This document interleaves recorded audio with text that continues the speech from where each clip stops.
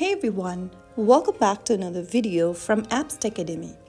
In this video, we will be learning how to download Roblox application on your iPhone. To download Roblox app on your iPhone, first of all, go ahead and unlock your iPhone and open up the App Store.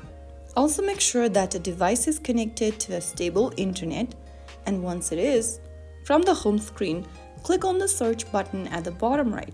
Go to the search box at the top and type in Roblox. And once you find the app in the app drawer, go ahead and open up the app and tap on the Get or the Install button to start downloading the app on your device.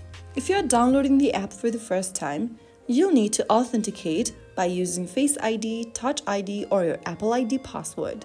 After the game is downloaded, tap on Open.